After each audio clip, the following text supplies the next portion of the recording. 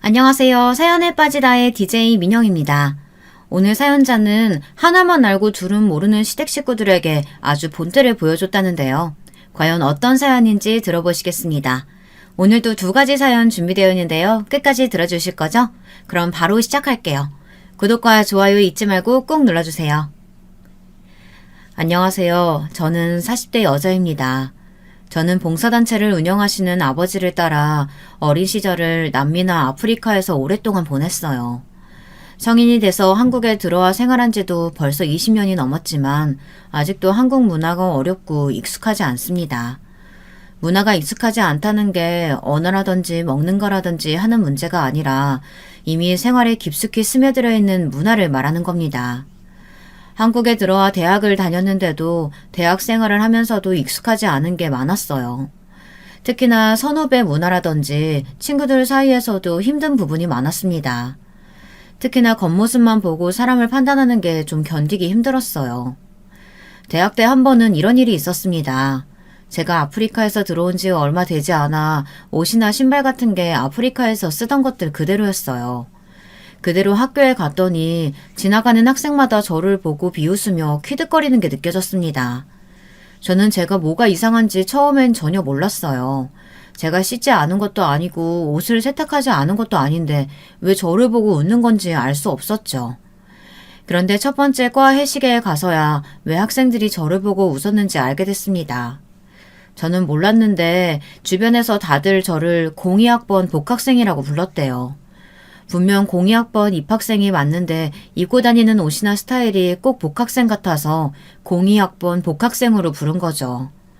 저는 제 스타일이 좀 촌스럽게 보일 수도 있으니 그렇게 부를 수도 있겠다 싶어 친구들이 저를 복학생이라고 부를 때마다 웃어넘겼어요.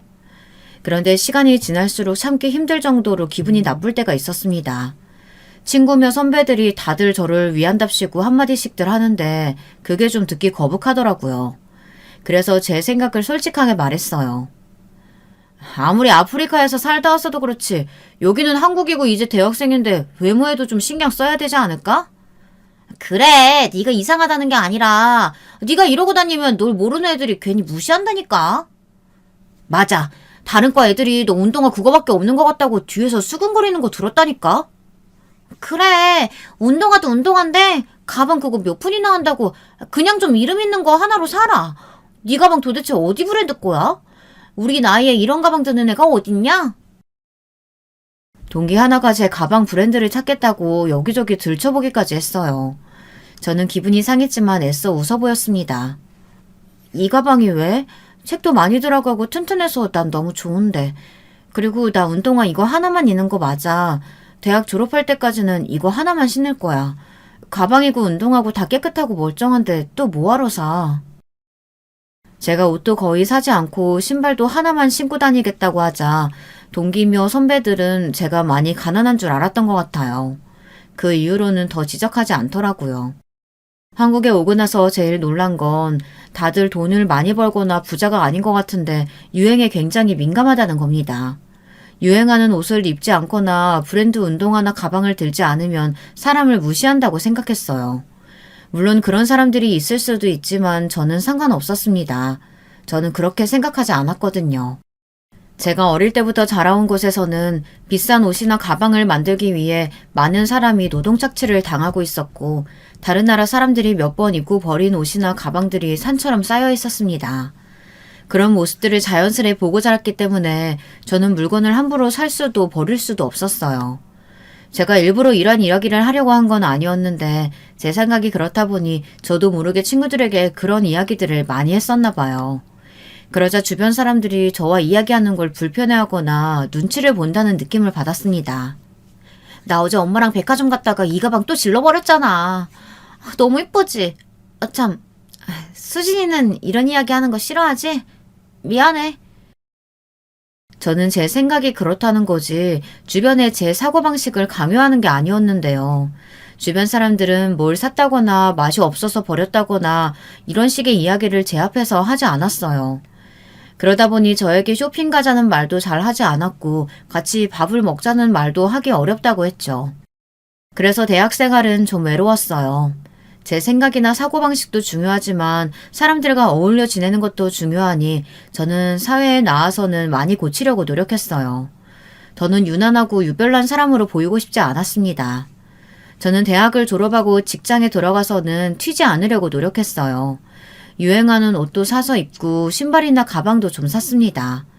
그렇게 저도 어느새 한국의 평범한 직장인이 되어 있었습니다. 출퇴근에 힘들어하고 상사의 잔소리에 스트레스 받는 평범한 직장인이요. 그러던 중 남편을 만나게 됐습니다. 남편은 직장에서 만났어요. 당시에 저희가 다니던 회사는 국내에서도 꽤 알아주는 외국계 회사였어요. 그러다 보니 분위기도 굉장히 자유롭고 복지가 좋았습니다. 그런데 제가 회사를 이직하게 됐어요. 회사에 불만이 있어서 이직을 하게 된 건 아니에요. 아버지가 운영하시는 봉사단체의 일이 한국에서도 해야 할 일이 많아 한국에 또 지부를 만들었어요. 아버지의 제안으로 제가 그 일을 맡아서 하게 됐습니다. 때마침 남편이 자연스레 결혼 이야기를 꺼냈어요. 연애도 몇 년 했고 둘 다 나이도 있으니 슬슬 결혼을 하자고요.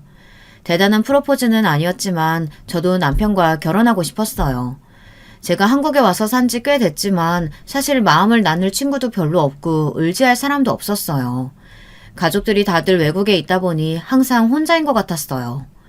그때 저를 가장 많이 위로하고 도와준 게 남편이었어요. 3년 넘게 연애하면서 항상 제 곁에 있어줬죠. 이런 남자라면 결혼해도 잘 살 수 있겠다 싶었습니다. 남편이 워낙 책임감이 강하고 다정다감한 성격이라 동생이 있을 줄은 알았는데 남편은 3남매 중에 장남이었습니다. 밑으로 남동생과 막내 여동생이 있었어요.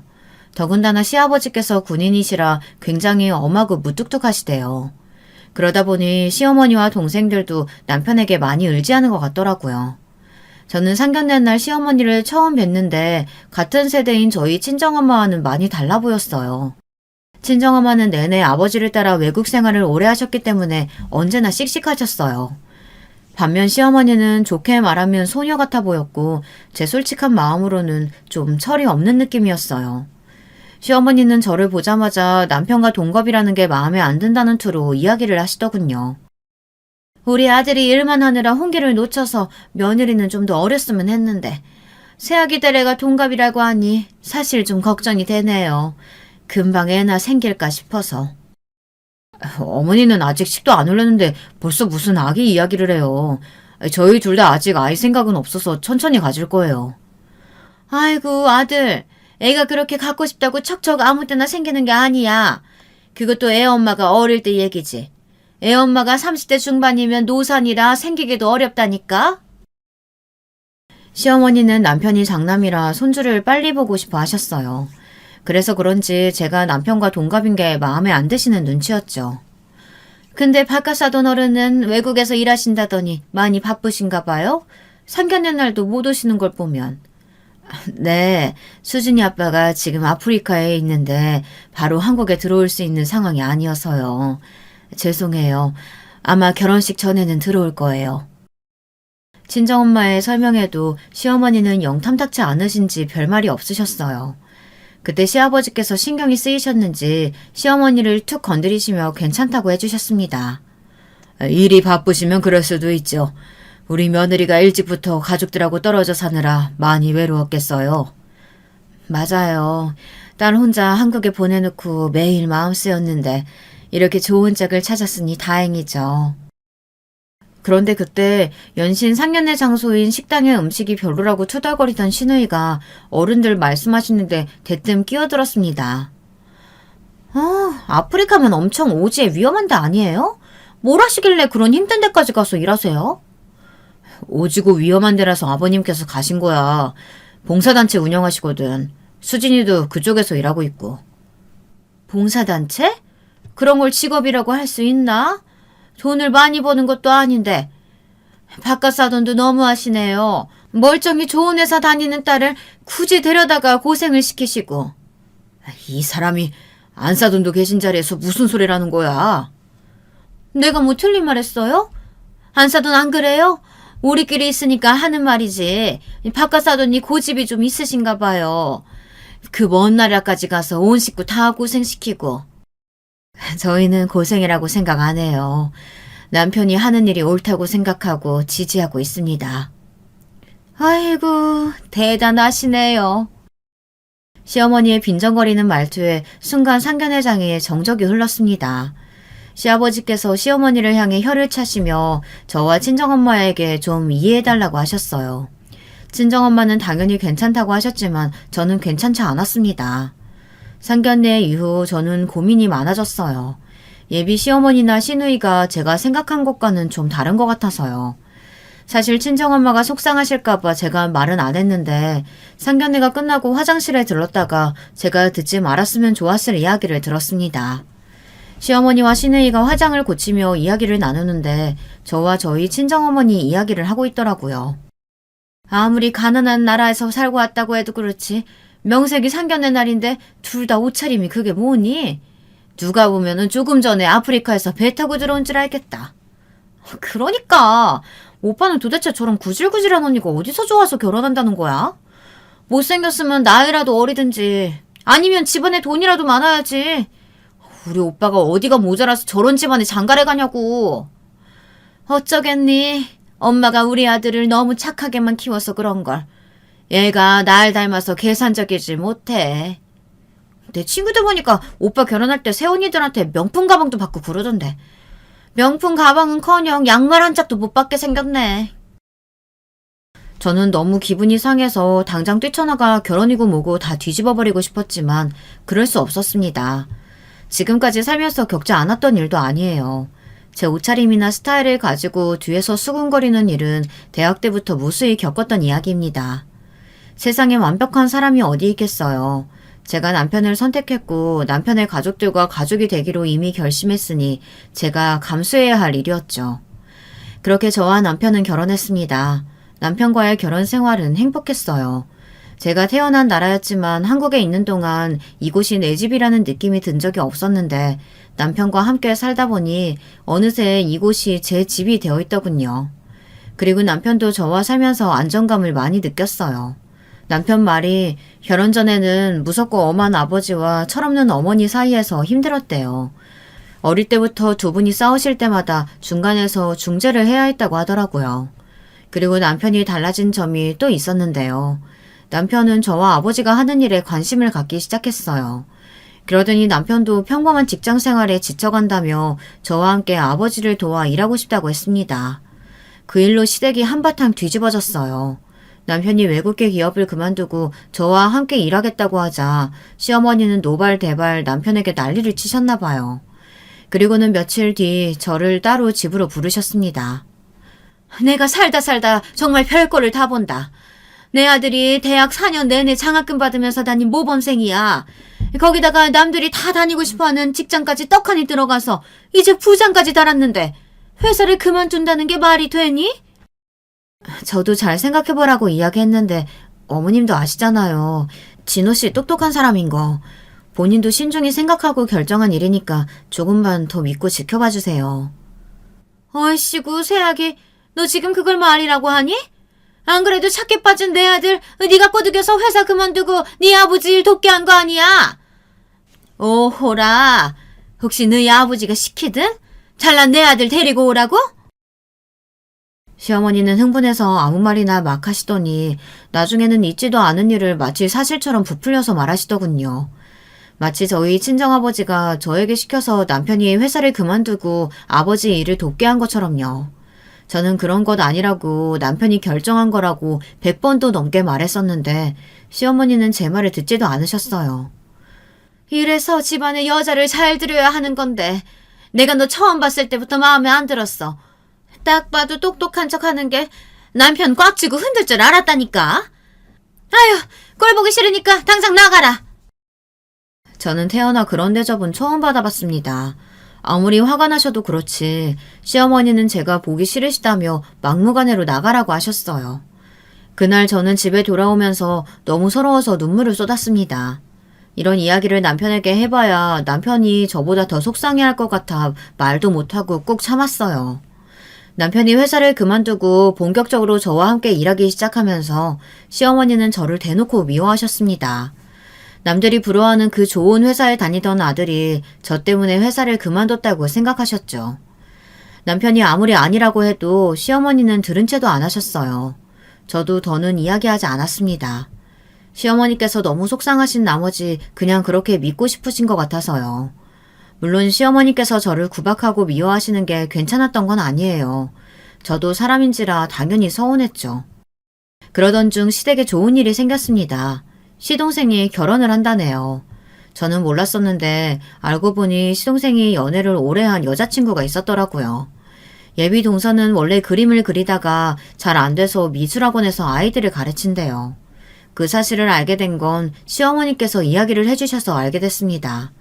시동생 상견례 전에 시어머니와 시누이와 함께 옷을 사러 백화점에 갔었는데 시어머니께서 연신 예비 동서 이야기를 하시더라고요. 대학 때부터 둘이 죽고 못 살길래 그냥 한 살이라도 어릴 때 결혼하라니까. 그림 작가로 성공하면 결혼하겠다느니 많이 그렇게 고집을 피우더니만 결국은 그림 작가는커녕 남의 밑에서 애들이나 가르치면서 나이만 먹고 30 다 넘어서야 결혼하겠다네. 그 언니도 가만 보면 은근 똥꼬집이야. 20대 내내 취업도 안 하고 아르바이트 하면서 그림만 그렸잖아. 한심해서 원. 본인도 대학 졸업하고 몇 년 동안 제대로 된 직장에 취직도 못하고 있으면서 시누이는 남의 말이라고 참 쉽게 하더군요. 그래도 꿈이 있으니까 아르바이트까지 하면서 열심히 버텼겠죠. 저는 너무 멋있는데요. 나중에 꼭 그림 보여달라고 해야겠어요. 네가 그림을 보면 뭐 아니? 쓸데없는 신경 쓰지 말고 빨리 옷이나 골라. 너 내일 상견례 자리에 평소대로 하고 나갔다가는 사돈댁한테 우리 집안 통째로 다 무시당해.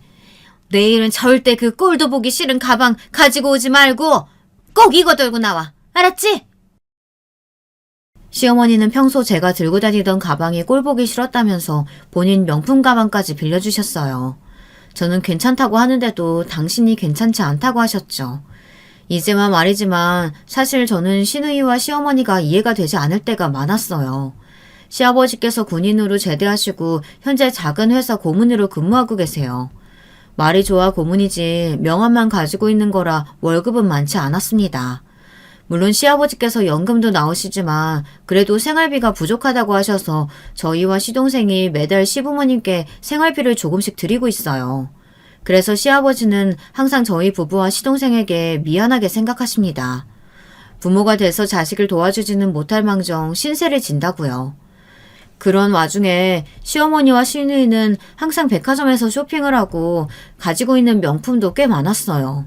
시어머니나 시누이 둘 다 버는 돈도 없으면서 보이는 것에만 너무 치중하고 사니 사실 좀 한심했습니다. 언니가 하고 다니는 꼴이 얼마나 마음에 안 들었으면 우리 엄마가 저 아끼는 가방까지 빌려주겠다고 하겠어. 어른 말에 토 좀 달지 말고 그냥 좀 들어요. 올케 언니는 지질도 없으면서 자존심 부리는 거 그거 좀 고쳐야 돼.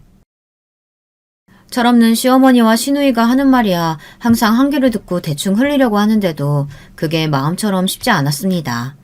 오는 말이 고와야 가는 말도 고운 법이니까요. 아가씨 말 참 이상하게 하네요. 지금 아가씨가 입고 있는 옷이며 가방, 구두 뭐 하나 아가씨가 번 돈으로 산 거 하나도 없으면서 저더러 지지리도 없다뇨. 저는 돈이 있어도 조금 더 의미 있는 곳에 쓰고 싶을 뿐이에요. 시누이가 하는 말이 말 같지 않아서 지금까지 대꾸하지 않았지만 그날은 저도 참기 힘들어서 싫은 소리를 좀 했습니다. 그러자 시누이가 눈을 동그랗게 뜨고 손을 부들거리더군요. 그런데 그때였어요. 옆에 있던 시어머니가 제 말이 어이가 없다는 듯 콧방귀를 뀌었어요. 내가 네 시어머니로서 충고하는데 남 도와줄 돈 있으면 제발 네 옷이나 한 벌 사 입어라. 남 돕는 것도 다 주제가 돼야 돕는 거야. 내 아들이 너랑 살다가 너처럼 추레하게 살까봐 내가 그게 걱정이다. 저는 이 정도로 말이 안 통하는 사람들과 한평생 가족으로 살아야 한다는 게 답답하기만 했습니다. 그래도 그나마 다행이었던 건 새로 가족이 된 동서는 저와 말이 좀 통했다는 겁니다. 동서는 저와 달리 성격도 밝고 시원시원했어요. 시어머니와 시누이 앞에서 하고 싶은 말은 그때그때 시원스럽게 하더라고요. 한 번은 그런 적이 있었어요. 시동생과 동서가 집들이를 한다고 시댁 식구들을 초대했습니다.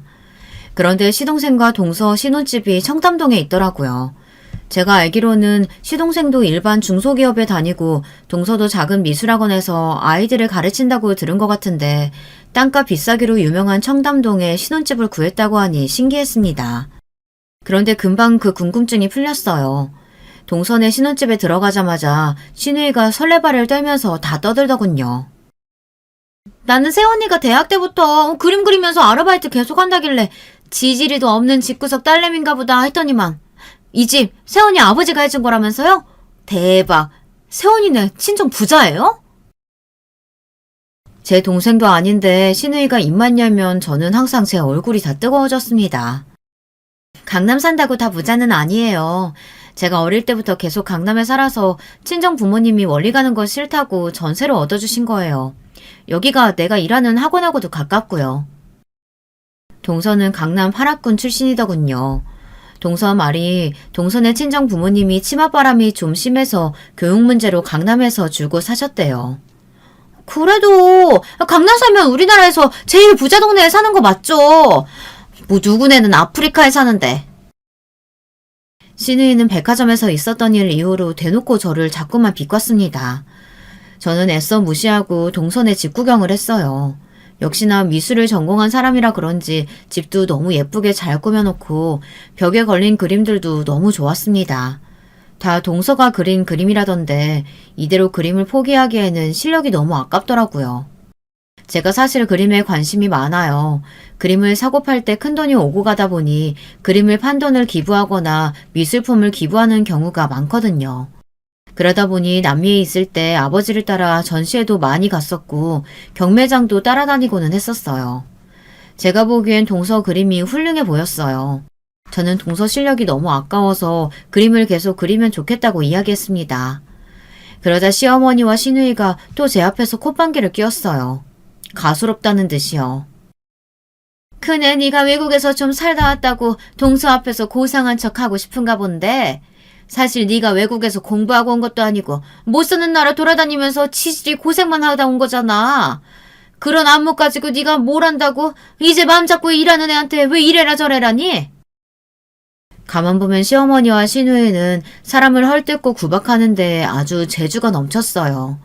제가 무슨 말이라도 하면 헐뜯으려고 기다리고 있었던 사람들처럼 달려들었죠. 그런데 제 안목이 틀리지 않았다는 걸 증명하는 일이 생겼습니다. 제 말에 동서가 한 번 더 용기를 내서 그림을 그렸는데 그게 대박이 났습니다.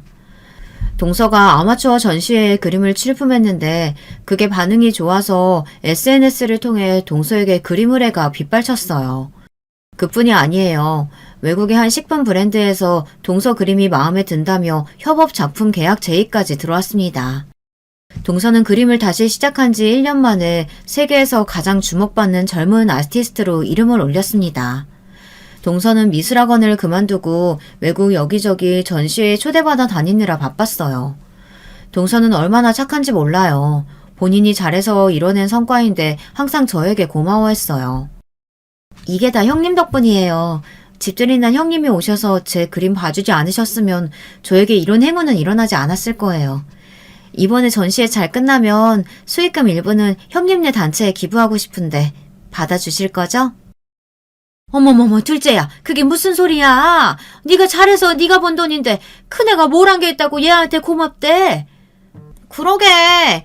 암튼 세원이는 너무 착하다니까. 생판 모르는 사람들 도와줄 돈 있으면 전화 좀 도와주세요. 동서 말에 제가 대답할 틈도 없이 시어머니와 시누이는 자기들 말하기 바빴어요. 시어머니와 시누이는 동서 그림이 비싸게 팔린다는 말만 듣고 신이 나서 입이 귀에 걸렸습니다.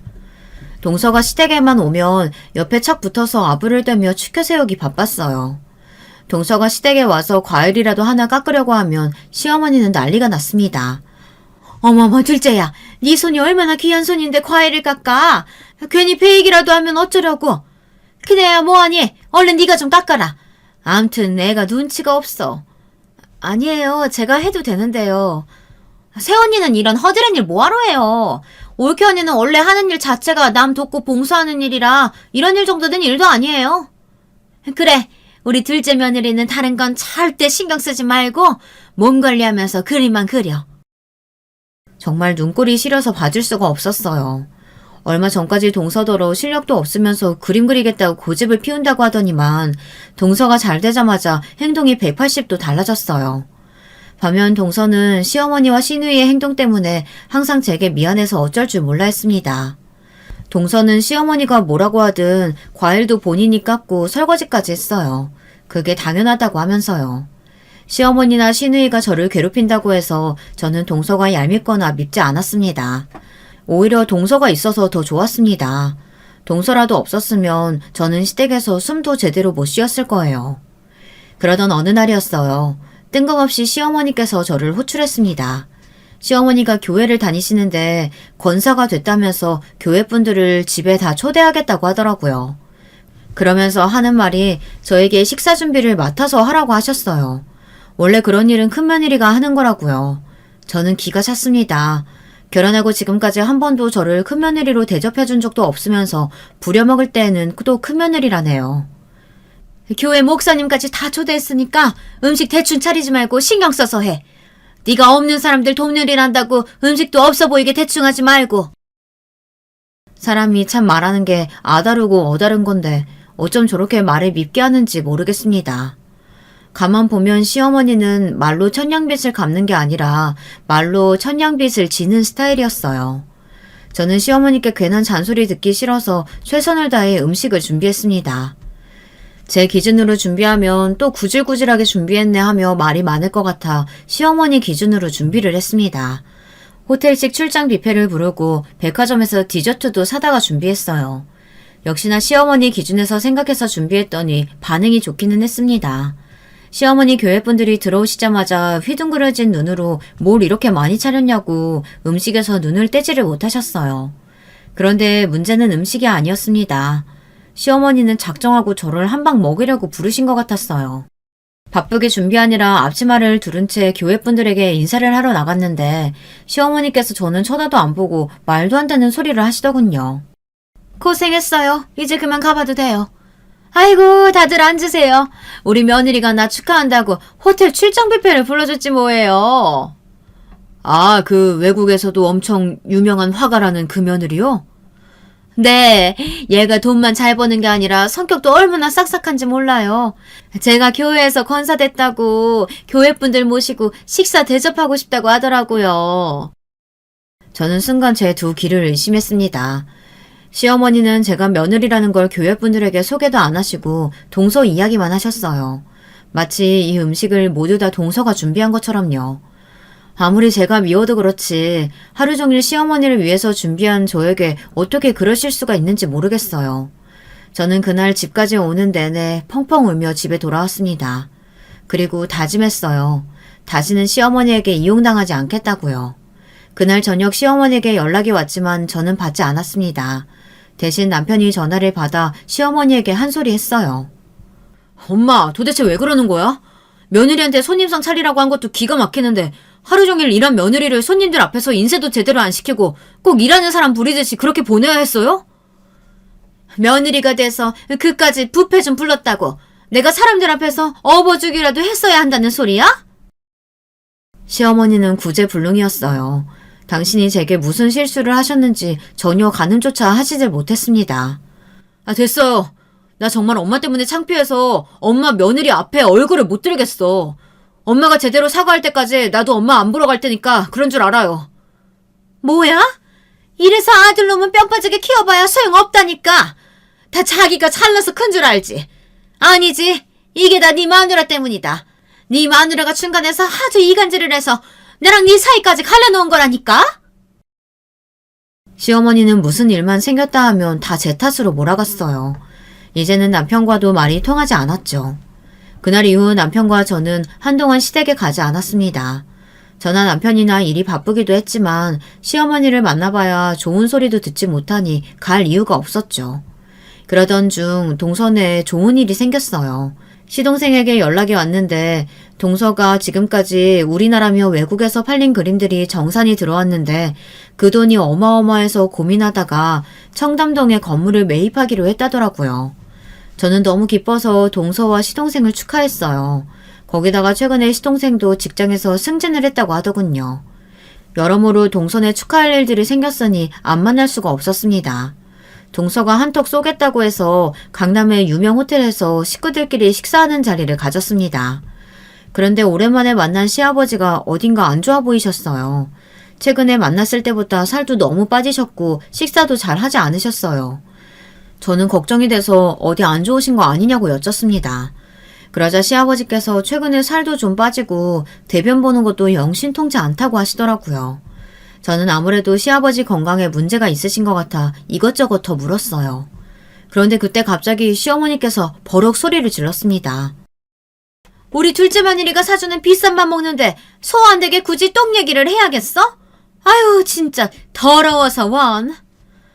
저 사람이 저렇다. 남편 퇴직하고 돈 못 번다고 아주 나한테는 관심도 없어. 아이고 자기가 돈 못 버는 줄은 아네. 자기가 못 벌어다 주면서 내가 카드 좀 쓴다고 엄청 잔소리한다니까. 당신이 쓰는 게 조금이야? 버는 것도 없으면서 매일 백화점 명품관만 드나들면서.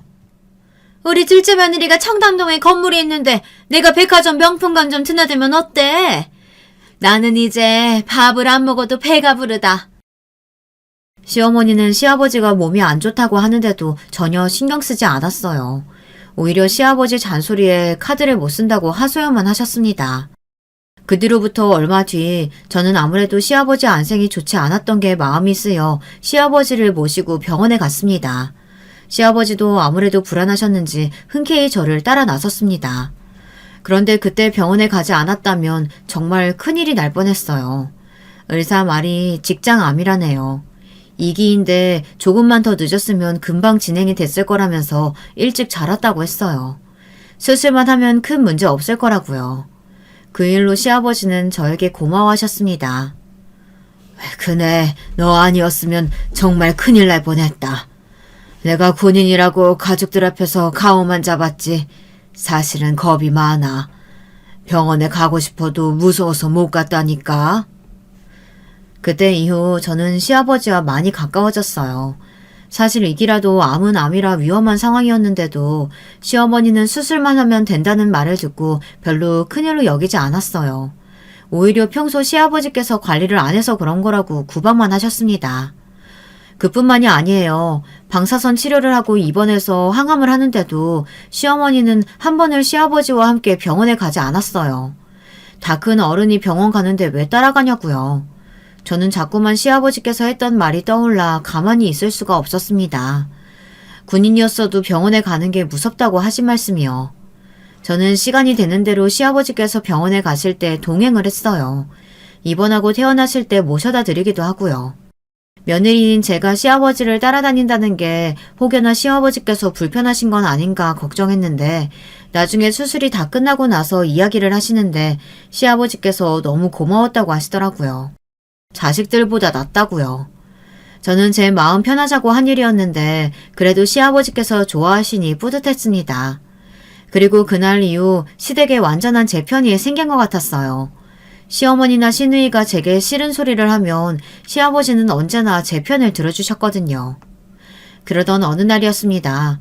갑자기 급한 일이 생겨서 남편이 친정 아버지가 계시는 아프리카로 출장을 가게 됐어요.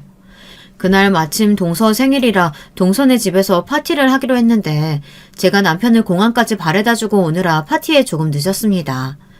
동서에게 조금 늦을 것 같다고 이미 이야기를 했는데도 공항에서 동서네 집으로 가는 1시간 동안 시어머니와 시누이가 번갈아 가면서 전화를 해댔어요. 큰애 너는 하나밖에 없는 동서 생일인데 남편 그 멀리까지 보내는 것도 모자라서 너까지 이런 중요한 날 늦어야겠니? 시어머니는 남편이 일 때문에 아프리카에 가는 걸 아주 못마땅해 하셨어요. 그 좋은 직장 그만두고 기껏 장인 밑에 들어가 돈도 안 되는 일을 하면서 고생만 한다고요. 거기다가 저더러 동서 생일 파티에도 늦는다고 연신 구박을 늘어놓으셨습니다. 그뿐만이 아니었어요. 구박하는 시어머니보다 말리는 시누이가 더 얄밉다더니만 딱 그 짝이었습니다. 엄청 고급스러운 뷔페가 눈앞에 쫙 깔려있는데 올케 언니가 안 와가지고 지금 밥도 다 못 먹고 기다리고 있잖아요. 일 때문에 그러는 건데 어쩔 수 없잖아요. 그렇게 급하면 먼저들 드세요. 언제부터 나를 기다렸다고 그래요? 저는 기가 막혀서 소리를 질렀습니다. 시어머니나 시누이가 언제 저를 신경 썼다고 이러는지 모르겠더군요. 그나마 시아버지께서 제 편을 들어주셔서 힘이 좀 됐습니다. 일 때문에 그러는 건데 운전하는 애한테 정신없이 왜 자꾸 전화해? 큰애야, 걱정 말고 운전 조심해서 천천히 와라. 세연이가 너무 착해서 올케언니 올 때까지 기다린다잖아. 아우 배고파. 빨리 좀 와요. 몸도 아픈 우리 아빠까지 쫄쫄 굶겨야겠어요. 시아버지가 병원에 몇 달을 왔다 갔다 하실 때까지 한 번도 들여다보지 않았으면서 신우이는 입만 살아 떠들어댔습니다. 더는 말하기도 입이 아파 저는 빨리 가겠다고 하곤 전화를 끊어버렸어요. 이제 더는 시어머니나 신우이에게 떨어질 정도 없었거든요. 파티장에 도착하자 동서는 불이 나게 저에게 달려왔습니다. 운전하고 오느라 힘들었겠다며 시원한 음료까지 가져다 줬어요. 그 모습이 마음에 안 드는지 신우이는 아주 날카로운 눈으로 저를 쏘아보고 있었습니다. 그러더니 금세 저에게 다가와 제 손에 들린 쇼핑백을 확 낚아챘어요. 그러더니 동서 생일 선물이냐며 멋대로 쇼핑백을 열어 안을 들여다보더군요. 저는 기분이 나빠서 신우이 손에 들린 쇼핑백을 다시 획 뺏었습니다. 말도 없이 남의 물건을 왜 가져가요? 이거 아가씨 거 아니고 동서 거예요. 누가 뭐래요? 올케언니 안목이 또 얼마나 거지 같은 걸 사왔나 싶어 내가 먼저 확인 좀 하려고 한 거죠. 근데 아무리 사정이 힘들어도 그렇지 우리 세연이 수준이 있는데 건물주 동서한테 생일 선물로 고작 향수가 뭐예요, 향수가. 신우이는 정말 개념이라고는 변기통에 처박고 왔나 봅니다. 남의 선물을 멋대로 들춰보는 것도 모자라서 동서 수준에 맞지 않은 걸 골랐다고 면박을 줬어요. 그런 모습을 보고 가만히 있을 시어머니가 아니었습니다. 시어머니는 깔깔거리며 저를 향해 비웃었어요. 그러더니 대번에 나서서 신우이 편을 들었습니다. 큰애 저라는 거 뭐 하루 이틀이니? 내버려둬라. 평생 저렇게 지질이 궁상으로 살다 죽게. 구박도 먹다 보면 익숙해지는지 이제는 화도 나질 않았습니다. 저는 평소대로 시어머니와 시누이를 무시하고 뷔페나 뜨러 가야겠다 싶었어요. 그런데 그 순간 저보다 더 얼굴이 빨개진 동서가 성큼성큼 제 곁으로 다가오더니 제 손을 꼭 잡고 더는 못 참겠다고 중얼거렸어요. 그러더니 시어머니와 시누이 앞에서 저를 데려가더군요. 안 그래도 형님이 오늘 일 있다고 하셔서 며칠 전에 저랑 형님이랑 따로 만나서 점심 먹었어요. 그때 형님이 저한테 밥도 사주고 제 그림도 사주셨다고요. 세연이, 그런 일이 있었으면 저도 부르지 왜 둘이서만 만났어요. 자꾸 저 빼고 만나면 저 서운해요. 눈치도 없는 시누이는 자기만 빼놓고 저와 동서가 만났다고 입술이 불쑥 튀어나와서 투덜거렸어요. 그때였어요. 뭔가 이상하다 싶었는지 시어머니가 들고 있던 컵을 내려놓고 저와 동서에게 한 발 다가왔어요. 둘째야, 그게 무슨 소리니? 큰애 얘가 무슨 돈이 있어서 네 그림을 사줘? 둘째, 너 아무리 가족이라고 해도 네 그림이 얼마짜린데? 이런 애한테 싸게 팔면 안 돼. 소문이라도 나면 어쩌려고? 저는 정말 기가 차서 말도 나오질 않았습니다. 시어머니는 선을 넘어도 한참 넘었어요. 사람을 무시하는 것도 정도가 있지 자기 아들이랑 애까지 낳고 사는 며느리를 어떻게 저렇게까지 대할 수 있는지 모르겠습니다. 저는 도무지 화가 나서 파티고 뭐고 집에 돌아가려고 했어요. 더 있어봐야 좋은 꼴 못 볼 것 같아서요. 그런데 동서가 저를 다시 붙잡았습니다. 그러더니 저에게 가지 말라고 했어요. 이 파티에서 나가야 할 사람은 제가 아니라 바로 시어머니와 시누이라고 하면서요. 형님이 말하지 말라고 하셨지만 저 더는 못 참겠어요. 어머님 아가씨, 제발 그만 좀 하세요. 형님이 저한테 어떤 분이신 줄 알고 그러시는 거예요? 제가 이렇게 번듯한 건물 산 것도 다 형님 덕분이라고요. 새언니, 그게 무슨 소리예요? 언니가 잘나서 산 건물이지 이게 왜 올케 언니 덕분에 산 건물이에요? 아가씨, 저 결혼 전에 아무것도 없는 무명 작가였던 거 몰라요? 제가 갑자기 어떻게 이렇게 유명해질 수 있었겠어요. 형님이 집들인 날 제 작품 보고 너무 좋다면서 거물급 투자자들 소개해준 덕분에 제가 성공한 거라고요. 형님 아니었으면 저 아직도 무명 작가로 있었을 거예요. 아니, 이게 다 무슨 소리야? 큰애, 얘가 아는 사람이 누가 있다고 거물급 투자자를 둘째 너한테 소개해. 말이 되는 소리를 해라. 시어머니의 말에 미간을 잔뜩 구긴 동서가 시어머니에게 다가갔습니다. 어머니는 정말 하나만 알고 둘은 모르시네요. 형님이 항상 검소하고 소박하게 사셔서 그렇지 남미에 있을 때 대궐 같은 집에 사셨던 거 모르셨죠? 형님네 친정 아버지가 외국에서 엄청 유명해서 가는 곳마다 유명한 사람들이 별장이며 호텔이며 못 빌려줘서 안달이라고요. 저도 얼마 전에 전시회 때문에 아르헨티나 갔을 때 형님 아시는 분이라면서 7성급 호텔에 머물게 해주셨어요. 어머머머, 말도 안 돼. 큰애 너희 친정 못 사는 나라만 돌아다니면서 봉사하러 다니는 거 아니었니? 그러게 매일 드라마만 보시지 마시고 기사도 좀 찾아보고 하세요. 형님 친정아버지가 외국에서 워낙 좋은 일 하시는 거로 유명해서 그 단체에 기부하겠다고 만나달라고 줄 선 거물들이 한 트럭이에요. 이번에 우리 그 일도 형님 아버님이 도와주셔서 지사장 단 거잖아요. 그랬습니다. 사실 저희 친정아버지가 남미나 아프리카에 봉사단체를 만드시기 전 한국에서 유명한 교회 목사셨어요. 그 교회에 워낙 우리나라에서도 유명한 기업인들이 많이 다녔었죠. 그때 그분들이 아버지를 워낙에 존경하고 따라서 그때의 인연이 지금까지 이어지고 있어요. 내가 그걸 어떻게 몰랐지? 큰애 아버지께서 뉴스에도 나오시는 그런 분이셨어? 큰애야, 암튼 너는 어쩜 애가 어떻게 그렇게 입이 무겁니? 아버지가 그런 대단한 분이셨으면 당연히 말을 했어야지. 어느새 핸드폰으로 저희 친정아버지를 찾아낸 시누이가 입을 쩍 벌리며 설레발을 쳤어요. 이렇게 큰 교회 목사까지 하신 분인데 왜 몰라봤냐면서요.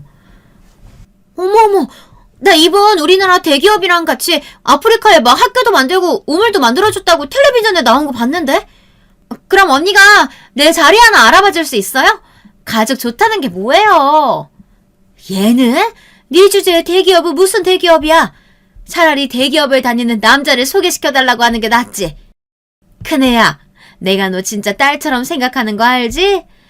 우리 철없는 막내 할 줄 아는 것도 하나도 없는데 네가 좀 주변에 알아봐서 좋은 혼처 자리 좀 알아봐줘. 시누이도 시어머니도 정말이지 염치라고는 없었습니다. 지금까지 저에게 그렇게 못되게 굴어놓고 순식간에 안면몰수 하더니만 이제와 제게 아부를 떨더군요. 그 모습이 얼마나 구차한지 꼴도 보기 싫었어요. 제가 어머니나 아가씨가 저한테 이럴까봐 말 안 한 거예요. 봐요. 아시자마자 자존심도 없이 저 곤란하게 하시잖아요. 그리고 이왕 아신 김에 확실히 말씀드리는데요. 전 절대 아버지 얼굴에 먹칠하는 일은 안 해요. 제가 아가씨 어떤 사람인 줄 뻔히 아는데 미쳤다고 남자를 소개하겠어요? 괜히 무슨 망신을 당하라고요. 뭐예요? 언니 지금 말 다 했어요? 엄마! 올케 언니 말하는 것 좀 봐. 날 소개하면 망신이래잖아. 시누이는 정말 멍청해요. 바로 조금 전에 제 앞에서 대기업에 좋은 자리 하나 알아봐달라고 할 때는 언제고 저한테 싫은 소리 좀 들었다고 바로 눈을 부라리고 덤벼들더라고요. 정말 사람이 되려면 멀었습니다. 너 조용히 하네? 어디 버릇없이 올케한테 덤벼? 큰애야, 쟨 신경 쓰지 말고 우리 저쪽으로 따로 가서 이야기 좀 하자. 그나마 시누이보다 시어머니가 머리는 좀 더 좋아요. 본인에게 자식이 시누이 하나뿐이 아니다 보니 제 비위를 맞추기 바빴죠. 시어머니는 제 손을 꼭 붙들고 데리고 가더니만 음식까지 퍼다주며 시동생 이야기를 하기 바빴어요. 행여나 제가 기분이 상해 승진한 시동생이 잘못되기라도 할까봐 걱정하셨습니다. 지금까지 나한테 서운한 거 있으면 다 털어버려. 원래 가족이라는 게 싸우기도 하고 그러는 거잖아.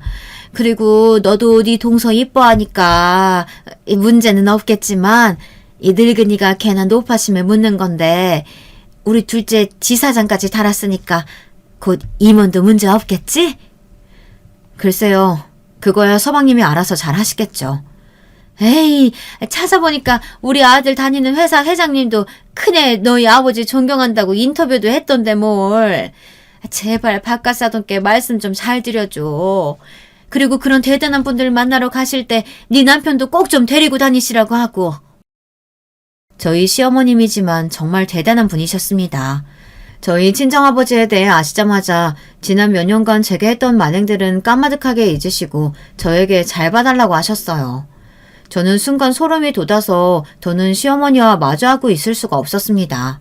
오히려 시어머니나 시누이가 동서에게 아부를 떨며 잘 보이려고 할 때는 이 정도로 기분이 상하지는 않았습니다.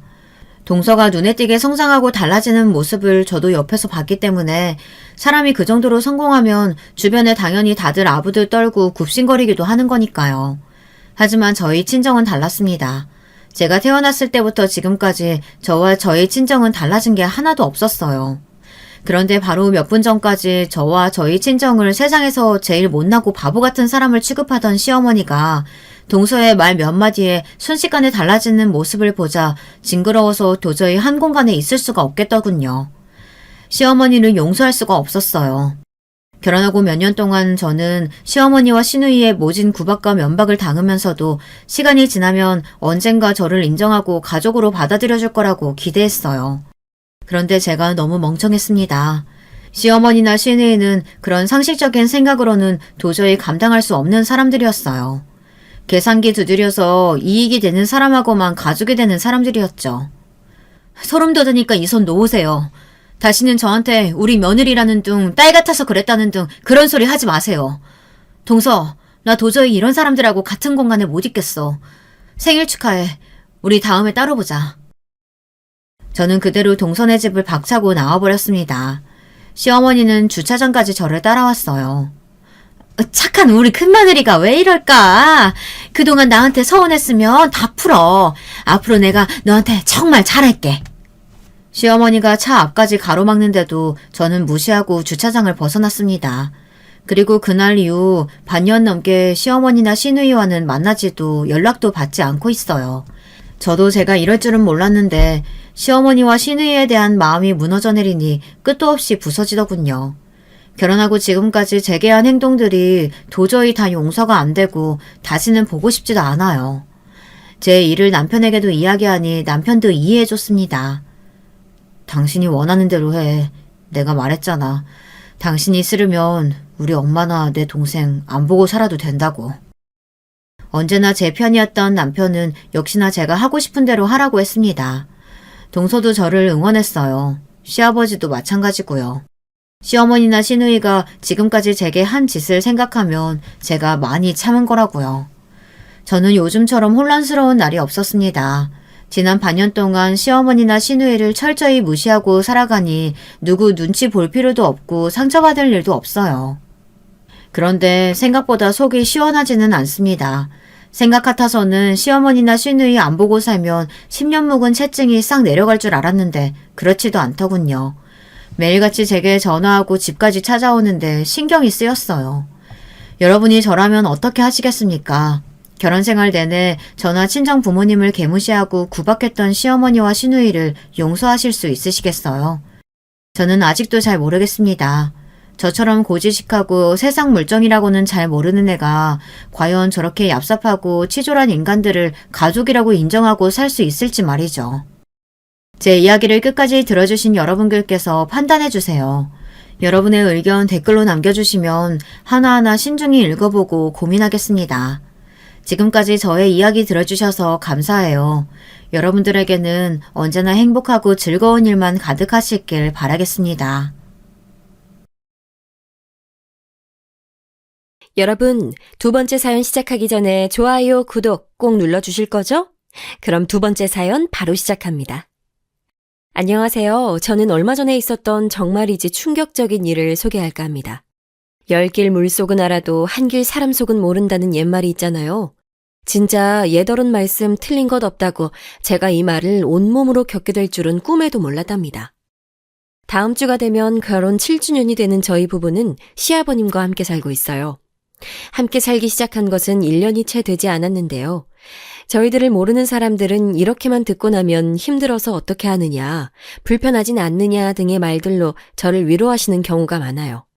하지만 저희 부부와 시아버님을 알고 있는 사람들은 저희더러 복받았다는 말씀을 많이 하신답니다. 그만큼 아버님께서 너무 잘해주시기 때문인데요. 오늘 얘기하려는 것도 다 우리 아버님과 관계된 거예요. 저와 저희 남편은 유치원과 초등학교를 함께 나온 사이예요. 아주 어린 시절부터 이웃집에 살면서 친하게 지냈던 동네 친구였죠. 부모님들 사이도 무척이나 가까워서 가족끼리 여기저기 많이 놀러 다녔답니다. 남편은 삼형제 중 막내인데요. 딸이 없으셔서 특히 저를 예뻐해 주셨던 기억이 아주 생생해요. 아주버님들도 오빠 오빠 하면서 따르는 저를 다른 친구들에게 자기들 여동생이라고 하면서 엄청 챙겨주셨어요. 덕분에 학교를 마치고 집에 오는 길에 무서운 언니들을 만나도 걱정할 필요가 없었어요. 당시에는 동네에 그런 언니들이 있었거든요. 이리 오라고 불러서는 일명 삥 뜯는다고 그러죠. 돈 있으면 차비하게 달라고 하는 그런 언니들이 좀 있었어요. 초등학교 입구에서 기다리고 있다가 어린 애들이나 키 작은 아이들을 보면 쫓아가서 돈을 받아냈죠. 저 역시도 그런 일들을 몇 번 겪은 적이 있었어요. 그 사실을 알게 된 아주버님이 언니들에게 절대 건드리지 말라고 하는 바람에 나중에는 그런 일을 겪게 되더라도 언니들이 알아서 저랑 제 친구들은 그냥 집에 보내주기도 했죠. 오빠가 갖고 싶었던 저는 어린 마음에 그런 아주버님들이 너무 든든하고 좋았답니다. 또 어느 날은 남편이 제가 아끼는 필통을 가지고 장난을 치다가 소각장에 던져버린 일이 있었는데요. 어린 마음에 너무 속상하고 화가 나서 집에 와서는 하루 종일 울기만 했었거든요. 나중에 그 사실을 난 어머님께서는 집까지 찾아와 미안하다고 사과하시고는 저를 데리고 펜시점에 가셔서 제가 좋아하는 것들을 꽉꽉 채운 필통을 선물해 주셨던 적도 있어요. 그리고 아버님은 버리라고 남편더러 일주일 동안 제 가방을 들어주라고 하셨죠. 나중에 연애할 때 들었는데 당시 부모님들이 저를 너무 예뻐하셔서 부럽기도 하고 심술도 나서 저한테 화풀이 했었다고 하더라고요. 그런데 부모님께서 너무 화를 내셔서 2번 다시는 그런 짓은 하지 않겠다고 다짐했었다나 뭐라나. 하여튼 그때 얘기를 하면서 한참을 웃었던 기억이 있네요. 이런저런 추억도 많았던 저희는 중학생이 되면서 떨어지게 됐어요. 저희 부모님 직장이 다른 지역으로 발령이나 이사를 갔거든요. 그 이후로는 자연스럽게 연락이 끊어진 상태였죠. 그랬던 남편을 다시 만난 건 대학교 신입생 OT에서였어요. 저는 1년 재수를 했었는데 남편이 떡하니 선배랍시고 눈앞에 나타났답니다. 남편도 이런 상황은 생각하지 못했었는지 엄청 놀란 얼굴을 하더라고요. 그렇게 다시 만난 저희는 떨어져 있던 시간이 어색할 만도 할 텐데 그런 것 전혀 없이 잘 어울려 다녔어요. 당시 남편은 입대를 앞두고 잠깐 학교 행사를 도와주러 나온 상태였는데 입대하는 날 저더러 함께 가달라고 하더라고요. 그때 오랜만에 아버님을 만났답니다. 어린 시절 제 기억 속의 아버님은 키도 크시고 양복이 너무 잘 어울리셨거든요. 그런데 세월이 그렇게 흘렀는데도 여전히 멋쟁이시더라고요. 남편은 입대를 하면서 자기는 저랑 우정 말고 다른 사이가 되었으면 좋겠다고 하더라고요. 미친 거죠. 도대체 어떤 남자가 고백을 입대하면서 한답니까? 1일부터 고무신 신세로 만들겠다는 건데 솔직히 거기서 예스를 외치기란 쉽지 않은 일이죠. 지금 생각하면 단칼에 거절했어야 하는데 눈에 콩깍지라도 쓰였는지 저는 그러겠다고 대답했습니다. 당시 저도 오랜만에 만난 남편에게 좋은 감정이 생기고 있었거든요. 그렇게 저희는 연애를 시작했고 남편이 제대하고 난 다음에는 함께 학교를 다니고 취직 준비를 했죠. 함께 있는 시간이 길어지면서 싸우기도 많이 싸웠지만 그런 기억보다는 행복했던 순간이 더 많았기에 결혼을 생각하게 됐습니다. 결혼을 허락받는 날 긴장을 하고 찾아갔는데 저는 그곳에서 한 편의 시트콤을 찍었어요. 남편과 아버님 주연의 아주버님들이 씬스틸러 감초 조연이셨죠. 남편이 저와 결혼을 하고 싶다고 말하자 아버님은 대뜸 직장 생활한 지 얼마 되지도 않았는데 무슨 결혼이냐고 누구 고생을 시키려고 준비도 없이 시작부터 하려고 하느냐고 버럭하셨답니다. 솔직히 말하면 틀린 말씀은 아니었어요. 저희는 막 입사한 상태였고 자리를 잡았다고 하기엔 좀 미흡한 부분이 있었죠. 저희 부모님도 그런 부분을 많이 걱정하셨거든요. 그래도 몇 년 더 직장 생활을 하고 결혼을 준비하는 것이 어떻겠냐고 설득하려고 하셨답니다. 특히 저희 엄마는 결혼을 하고 나면 2세 계획도 생각을 해야 하는데 입사한 지 얼마 되지도 않은 상태에서 괜찮겠냐고 하더라고요. 저나 남편이 그런 부분에 대해서는 전혀 생각을 하지 않는 것 같다고 짚어주기도 하셨죠. 하지만 저희의 계획에는 그런 부분들까지 포함되어 있었거든요. 저희들 생각으로는 지금이 적기라고 생각했어요. 자리 잡기 위해서 함께 노력하면 그만큼 시간이 적게 걸리지 않겠냐는 것이었죠. 그래서 결혼을 말씀드린 건데 생각보다 시아버님 반대가 크셨어요. 아버님은 그것도 문제지만 제가 아까워서 절대로 결혼은 안 된다고 하시더라고요. 남편은 말도 안 되는 핑계를 대고 있다면서 아버님과 둘이서 아주 한바탕 난리가 나기도 했답니다. 아주버님들은 말리기는커녕 옆에서 추임새까지 넣어가며 반대하셨어요. 자기들보다 먼저 결혼하는 것도 부러워 죽겠는데 결혼 상대라고 데리고 온 사람이 저라는 사실이 믿을 수 없다고 하셨죠. 한참을 남편에게 버럭하시던 아버님은 저를 붙들고 이런 놈이 뭐가 좋아서 같이 살려고 하냐면서 다시 생각해보는 것이 좋을 것 같다고 하셨어요. 저는 결국 참지 못하고 빵 터질 수밖에 없었답니다. 그래서 몇 번을 다시 생각해도 저는 남편이랑 같이 살고 싶다고 말씀드렸고 마지못해 허락하셨죠. 상견례 자리에서도 아버님은 연신 저희 부모님께 다시 생각해 보시는 것을 권하셨고, 이런 모습은 결혼 준비를 하는 동안 줄곧 볼 수 있었는데요. 덕분에 저희 부모님들은 딸내미가 사랑 많이 받는 곳으로 시집가는 것 같아서 앞으로 걱정 없이 살겠다고 아주 좋아하셨답니다. 아주버님 두 분 다 결혼하지 않은 상태라 새 식구를 드리는 것은 처음이라고 많이 설레하셨던 아버님은 혼수도 다 필요 없다고 하셨어요. 예물도 간단하게 남편과 제가 평소에도 하고 다닐 만한 것으로 하고 아주버님과 자신은 따로 챙겨줄 필요가 없다고 미리 못을 박으셨죠.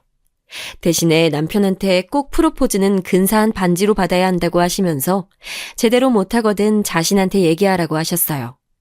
보다 못한 남편이 장인어른이 두 분 생기는 기분이라고 하면서 자기는 주워온 자식이냐고 심통을 부릴 정도였죠.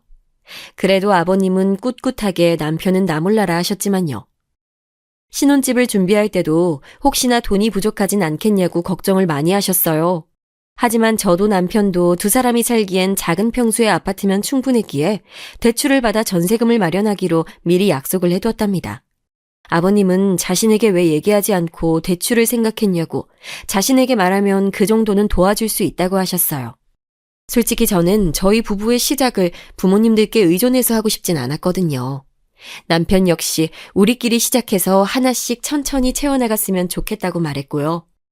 아버님은 그런 생각을 하고 있었냐며 기특하다고 칭찬해 주시며 내부 인테리어만큼은 꼭 자기가 해주겠다고 하셨어요. 덕분에 연차가 좀 있는 아파트였음에도 깨끗하게 시작할 수 있었죠. 제 자랑같이 들릴 수도 있으시겠지만 이미 결혼 생활을 하고 있는 선배들 얘기를 들어보면 시자가 붙은 사람들하고는 말만 섞어도 피곤하다고 하는데 여러분은 어떠세요? 정말 그런가요? 우스갯소리 중 하나긴 하지만 시금치도 씨가 들어가서 싫다고 하는 분이 있다고 하더라고요. 하지만 저는 그런 게 전혀 없었어요. 아주버님은 아직도 제가 그 어린 시절 꼬맹이로 보이시는지 볼 때마다 남편이 말 안 듣고 쏙썩이면 자기들이 해결해 주겠다고 하셨고 남편한테는 잘하라는 말을 꼭 하셨어요. 그때마다 남편은 형들이 결혼도 안 했으면서 부부 사이의 일을 알 수는 있냐고 맞받아치는 바람에 가족 모임은 항상 시끌벅적했죠.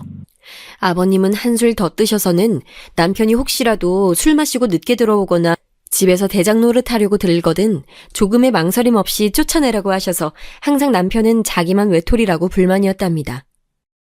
여러분은 시댁 식구들이랑 자주 모임을 가지시나요? 저희는 다들 근처에 살아서 한 달에 한 번은 꼭 가족 모임을 가지고 있어요. 아마 어떤 분들은 식겁을 하실 수도 있겠네요. 무슨 모임이 그렇게 자주 있냐고 말이죠. 시댁 식구들과 함께 앉아서 밥을 먹는다니 상상만 해도 부담스럽다고 하는 분들도 계실 거예요. 하지만 저는 시댁의 가족 모임이 한 번도 불편하거나 힘든 적이 없었어요. 오히려 아버님께서 왜 한 달에 한 번이나 너희들이랑 밥을 먹어야 하냐고 명절이나 생일, 어버이날이면 충분하다고 귀찮다고 하시는 걸 겨우 설득한 것은 우리 자식들이었답니다. 저희가 계속 가자고 하니 결국 아버님은 그렇게 가족 모임을 해야겠으면 밖에서 보자고 하셨어요. 집에서 보기는 뭘 집에서 봐. 누가 요리하고 누가 다 치우냐. 그 많은 걸. 그냥 밖에서 먹고 깔끔하게 헤어지면 깔끔하고 좋잖아. 집에서 하면 손 많이 가서 싫다. 나는 너희들 요리 못하는 거 내가 다 아는데 결국은 우리 며느리만 고생하잖아. 난 우리 며느리 고생시키기 싫다. 그러니 밖에서 봐, 밖에서. 어머님 기일도 마찬가지였어요. 제사상 차리라고 하는 것도 횡포라고 하시면서 납골당에 모셨는데 아버님은 그것마저도 저희들을 귀찮아 하시더라고요. 시간 될 때 다들 알아서 엄마 보러 다녀와. 섭섭해할라. 같이는 뭐하러 다 같이 간다고 하는 거야. 번잡스럽게. 우르르 몰려다니는 거 딱질색이다. 그렇게 말씀하시고는 납골당에 혼자 다녀오셨어요. 물론 저희는 펄쩍 뛰었지만 아버님이 이번만큼은 절대로 양보 못한다고 하셨죠. 하여튼 저는 시아버님이라고 어렵다거나 힘든 부분이 하나도 없었어요. 그래서 형님들이 생길 때도 이런 우리 가족의 분위기에 잘 어울려 주신다면 분명 화목한 가정이 될 거라고 믿어 의심치 않았죠. 그런데 사람 마음이 다 같을 수는 없다고들 하잖아요. 딱 그 말이 맞았어요. 제가 헛된 꿈을 꾸고 있더라고요. 아주버님들은 거의 비슷한 시기에 결혼하셨어요. 1년 안에 아들 둘을 장가 보내셨죠. 두 분 모두 고모님이 준비하신 선자리에서 만났다고 하셨어요. 상견례 자리에서 처음 뵙는데 큰형님 되실 분은 차갑게 보이셔도 말씀하시는 게 명쾌하고 둘째 형님 되실 분은 애교가 엄청 많으신 것 같았고요. 처음 만나는 자리였지만 저는 두 분이 참 마음에 들었어요. 두 분 모두 아버님께 엄청 다정하게 잘해주셨고 저에게도 마음 써주고 계시구나 하는 것이 느껴졌거든요. 정말 꿈꾸던 가족으로 지낼 수 있겠다는 희망이 부풀었죠. 조금 어려운 얘기지만 가족 모임이 있다고 말씀을 드렸을 때도 저녁 한 끼 먹는 것이 뭐 그리 힘든 일이겠냐고, 그렇게 서로 얼굴 보고 이야기하면 좋은 것 아니겠냐고 하시면서 긍정적으로 반응해 주셨어요.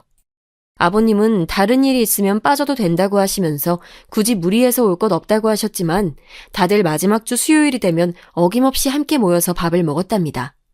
저는 이런 시간들 덕분에 남으로 만난 사람들이 서로 정을 주고받으면서 친해질 수 있지 않았나 싶어요. 대면대면한 사이보다는 이런 관계가 더 좋다고 생각했고요. 그런데 1년이 좀 지나기 시작하자 형님들께서 제게 살짝 불편하다는 말씀을 하시더라고요. 한 달에 한 번, 횟수로도 너무 많고 간단한 저녁 식사라곤 하지만 자기들은 눈치가 보인다고 말이죠. 특히 큰형님께서 맏며느리로 좀 눈치가 보인다고 하더라고요.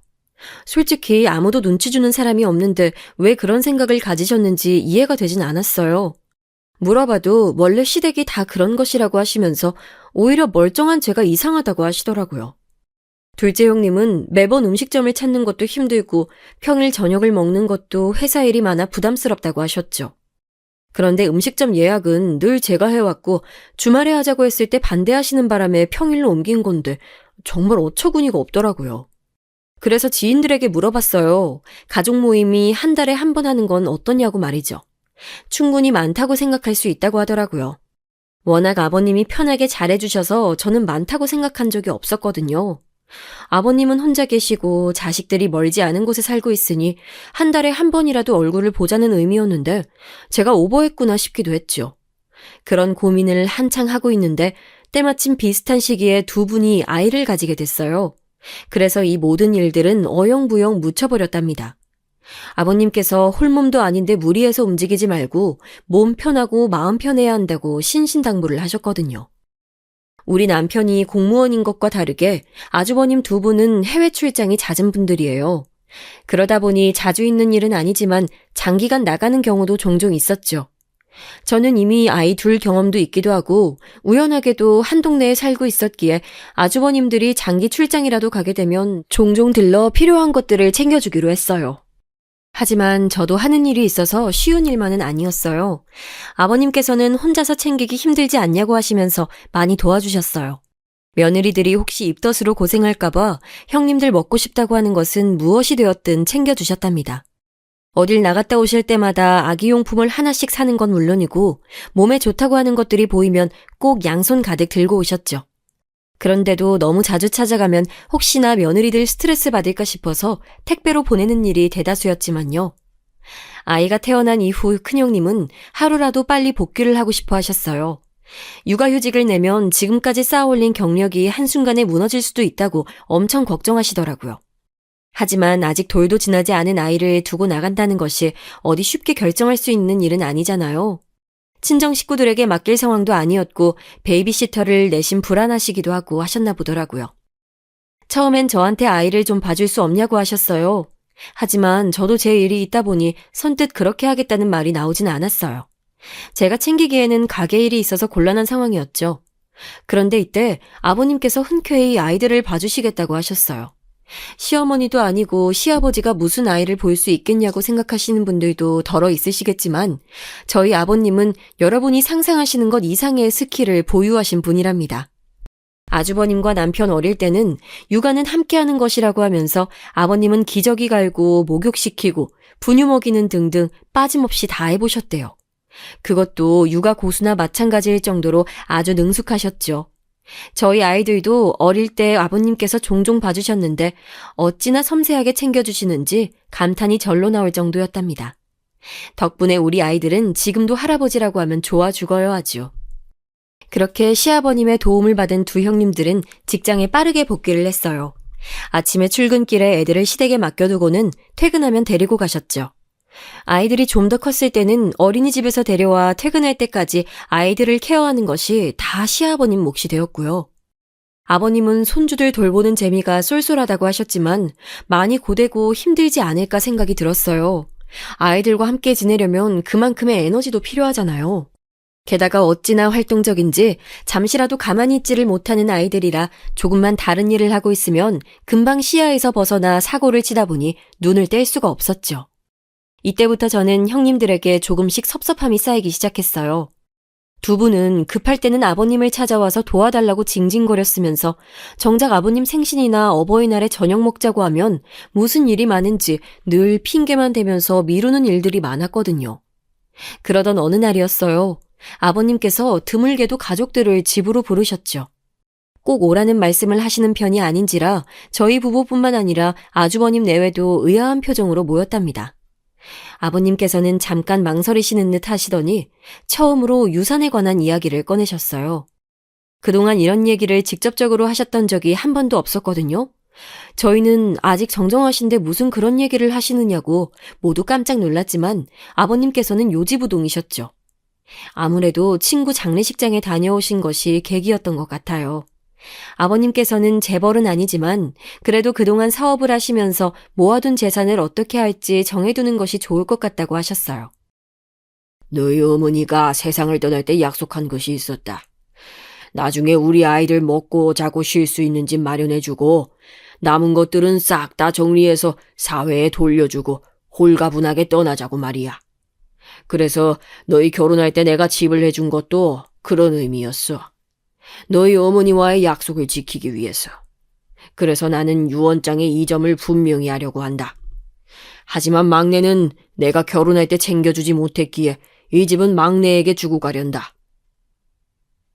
아버님의 폭탄 발언이 끝나고 저희 부부는 너무 놀라서 어떻게 말을 해야 할지 몰랐어요. 너무 큰 것을 주신다고 하셔서 감사하다는 말도 나오지 않더라고요. 그런데 저희들보다 형님들이 더 많이 놀라신 것 같았어요. 얼굴빛이 달라지셨더라고요. 아버님께서는 이미 대부분의 재산은 정리하여 기부한 상태라고 말씀하셨어요. 필요한 금액 일부만을 남기고 정리를 한 뒤에 저희에게 말씀하시는 거라고 말이죠. 아주버님과 남편은 아버님 뜻대로 하시면 된다고 선뜻 고개를 끄덕이셨어요. 저 역시도 아버님께서 노력해서 얻으신 것들, 아버님께서 하시고 싶은 대로 하시는 것이 좋은 것 같다고 생각했고요. 제가 형님들에게 감정이 좀 있어서 그런지 아버님 말씀하시는 동안 자꾸 형님들 표정을 관찰하게 됐어요. 진짜 얼굴색이 말이 아니었어요. 유산 얘기를 하실 때는 안색이 나빠 보인다 정도였는데 아주버님께서 의견에 동의하시자 얼굴이 엉망으로 일그러지더라고요. 왜 뚱한 표정이나 불만 가득한 얼굴을 보고 어른들께서 똥 씹은 표정이라는 말씀을 하시잖아요. 딱 그 얼굴이었어요. 다음 날 큰형님께 전화가 왔어요.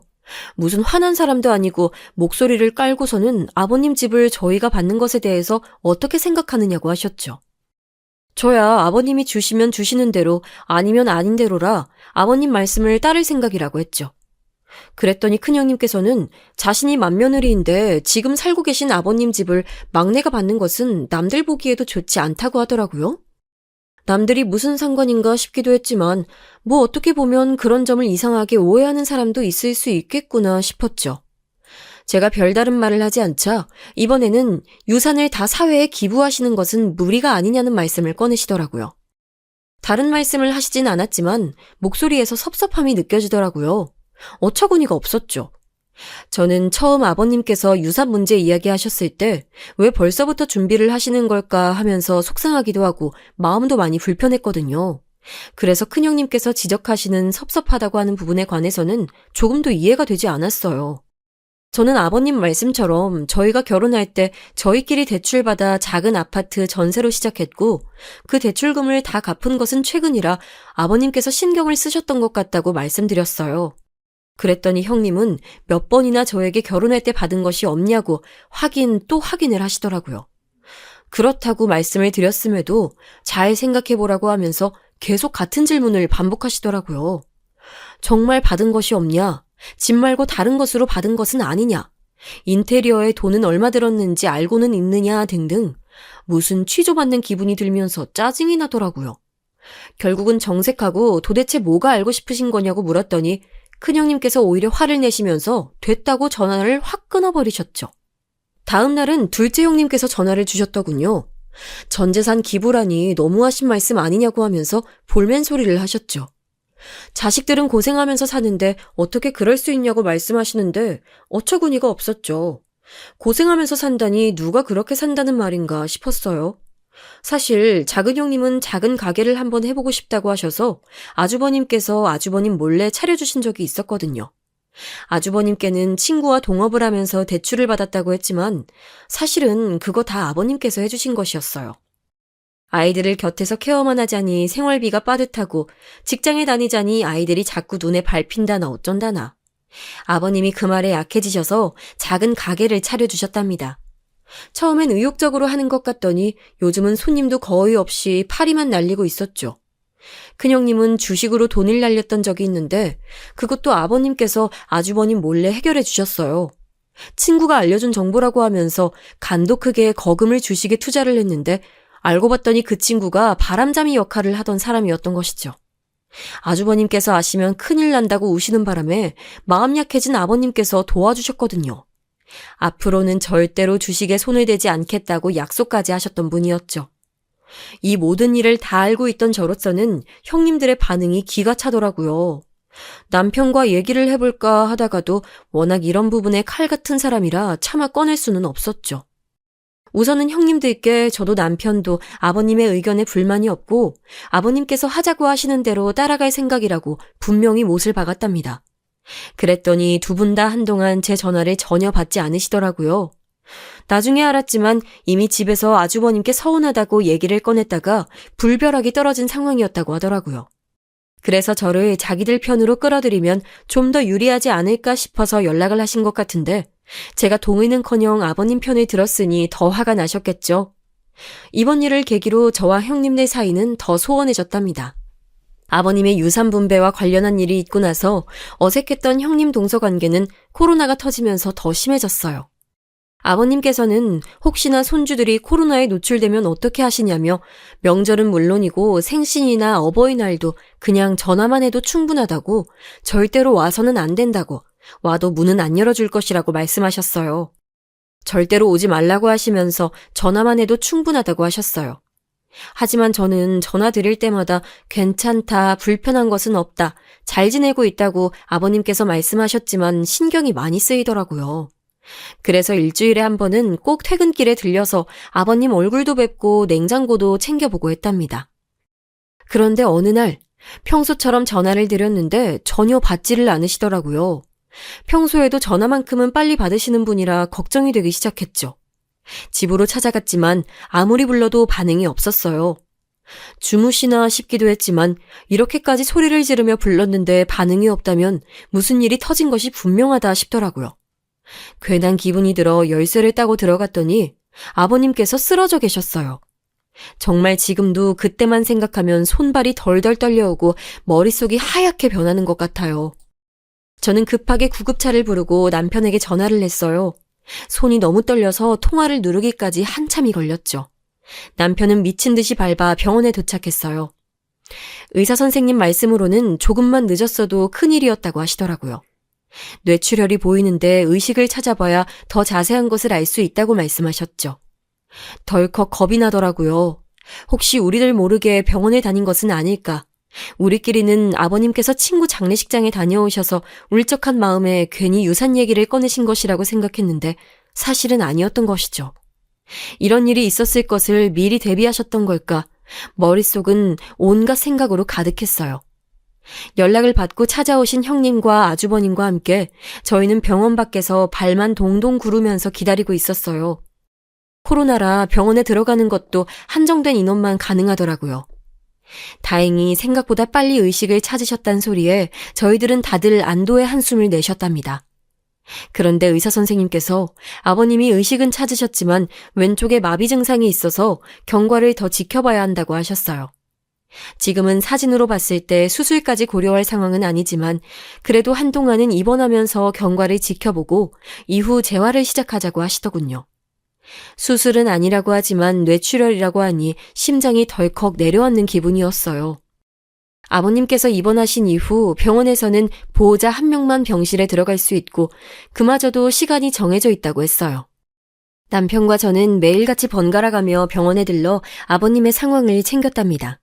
혹시나 불편한 점은 없으신지 악화되시진 않은지 늘 마음 졸이며 병원을 다녔죠.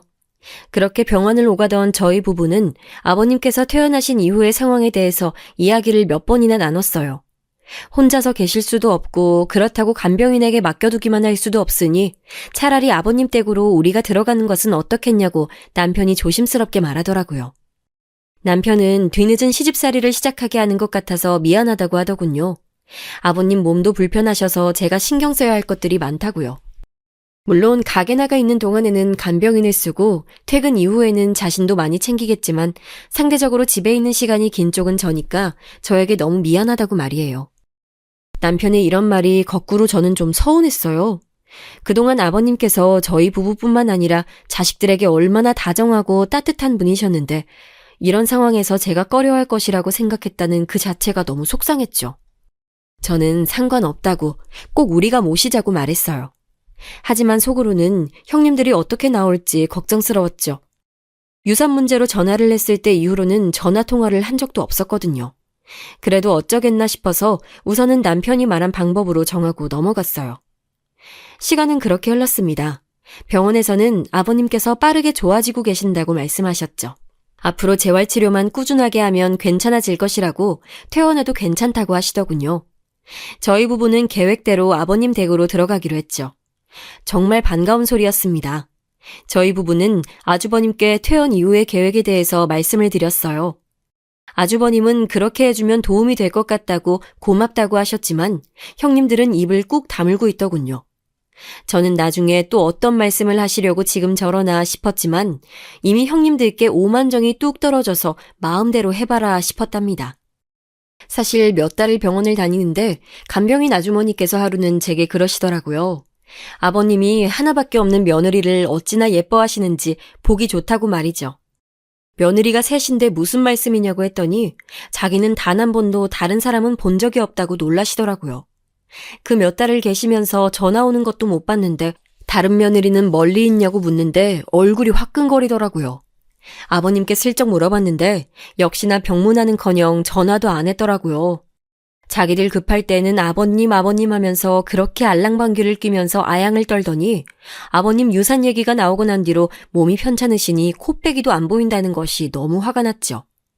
어떻게 그럴 수 있나 아주버님께 전화를 걸어서 다 얘기를 해버릴까 온갖 생각이 들더군요. 그래도 아버님께서는 괜찮다고만 하시는데 정말 너무 속상했답니다. 퇴원하는 날이 다가오고 병원에 있는 짐들을 하나씩 정리하려고 병실에 들렸는데 세상에 형님들께서 와 계시더라고요. 내일 해가 서쪽에서 뜨려나 싶었죠. 아버님께서 잠들어 계시기에 저는 조심조심 움직이면서 무슨 일로 오셨냐고 물었죠. 몇 달 동안 나 몰라라 하고 있었으면서 퇴원할 때 되니까 나타난 게 의심스럽기만 하더라고요. 큰형님께서는 짜증 섞인 말투로 제게 물어보셨어요. 아버님 퇴원하면 어떻게 할 거냐고. 저는 이미 아주버님께 얘기를 드렸기에 형님이 아시는 줄 알았는데 제게 물어보는 말투가 전혀 모르는 눈치였죠. 이게 무슨 상황인가 싶었지만 솔직하게 저희의 계획을 말씀드렸어요. 그랬더니 작은 형님께서 콧방귀를 뀌면서 저를 아래 위로 훑어보더라고요. 저는 울컥 올라왔지만 아버님께서 잠들어 계셔서 소리 죽여 말씀을 드렸죠. 남편이 그것을 바랬고 저 역시도 같은 마음이라 아주버님께 말씀드리고 허락도 받았는데 모르고 계셨냐고 말이죠. 두 분은 서로 눈빛을 교환하더니 팔짱을 끼고 앉아서는 당당하게 말하더라고요. 어차피 물려받을 집, 이제는 내 집이다 하고 들어가 사는 거야? 그렇게 안 봤는데 동서 엄청 속물이다. 상상도 못했던 말들에 저는 당황해서 뭐라고 대꾸해야 할지 모르겠더라고요. 속에서는 무언가 부글부글 끓어오고 있었죠. 속물이라니. 어차피 우리는 저 노인네 못 챙겨. 그러니까 동서가 좀 알아서 해봐. 속물이라 정말 다행인 거지? 저는 형님들이 퍼붓는 악담에 혼이 나가버릴 것 같으면서도 혹시나 아버님이 깨시면 어떻게 하나 걱정이 되더라고요. 형님들은 병실에 계시는 아버님은 안중에도 없는 듯이 계속 폭언을 쏟아댔죠. 이거 병실에서 무슨 냄새가 나는 거야? 아, 꿉꿉한 노인네 냄새.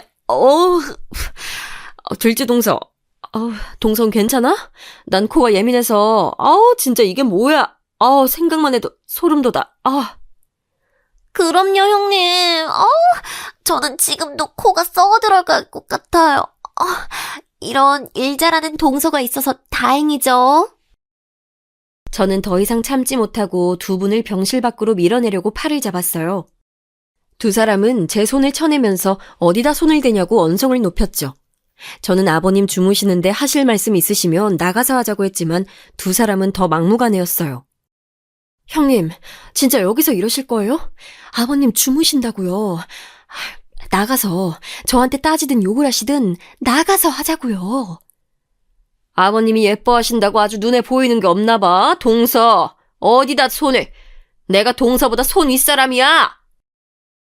저는 소리를 빽 지르고 싶었지만 억지로 참아가며 밖으로 두 사람을 끌고 나가려고 했지만 역부족이었죠. 큰형님께서는 그렇게 안 쫓아내도 자기 발로 나갈 테니 걱정 말라고 하더니 가방에서 봉투를 하나 꺼내더군요. 내가 진짜 이 돈도 아까워 죽을 것 같지만 동서가 노인네 뒤치다꺼리 한다고 하니 애기 아빠가 간병인 쓸 돈이라도 보태라고 해서 주는 거야. 50만 원 받고 알아서 해. 나한테 전화하거나 애기 아빠한테 이랬니 저랬니 전화할 생각은 꿈도 꾸지 말고. 저는 봉투를 도로 형님의 가방에 우겨 넣으며 돈은 필요 없다고 우리가 알아서 할 수 있다고 했죠. 둘째 형님은 그런 저를 떼어놓고는 확 밀쳤어요. 언제까지 동서가 잘난 척하면서 살 것 같아. 노인네 죽고 나면 끈 떨어진 신세가 되는 건 동서야. 정신 똑바로 차리고 큰형님 말씀 잘 새겨들어. 저 영감탱이나 신경 쓰고 우리 애아빠한테 입도 뻥끗하지 마. 형님, 어서 가요. 몸에 역한 냄새 배겠어요. 빨리 가요. 두 사람은 적선하듯이 50만 원이 든 봉투 2개를 던지고는 유유히 병실 문을 나섰죠. 저는 바닥에 떨어진 돈 봉투를 보는데 눈물이 날 것 같더라고요. 아버님이 그동안 얼마나 우리 며느리라고 하면서 예뻐해 주시고 챙겨주셨는데 어떻게 이렇게 말할 수 있지 싶은 생각도 들었어요. 기어코 봉투를 줍는데 눈물이 떨어지더군요. 그 와중에도 아버님 깨실까 걱정되어 소리도 못 내고 저는 그렇게 주저앉아 한참을 울었습니다. 겨우 정신을 차리고 일어나 침대 곁으로 다가가는데 갑자기 아버님이 눈을 번쩍 뜨시더니 제 손을 잡으셨어요.